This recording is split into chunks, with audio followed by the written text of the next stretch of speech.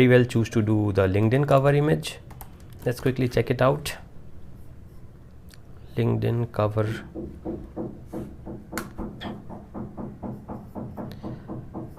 So these are the LinkedIn cover image options. Good morning sunshine.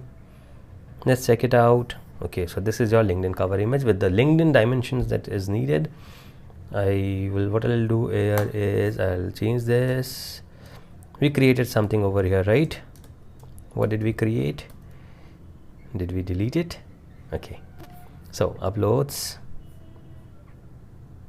Let's quickly do this once again over here. So let's quickly edit it like we did it last. So it would be a good revision for you. We remove the background. Once again, I'm using a Canva Pro, that is why I'm having an option to remove the background. Next is I add a glow. I customize it further. I change the transparency to 100%. I decrease the blur to 0. I change the color to red and I increase the size to, or maybe I can change the color to white. Let's change it to white. But since I'm wearing white, it does not look good. Okay, let's keep it at yellow. Now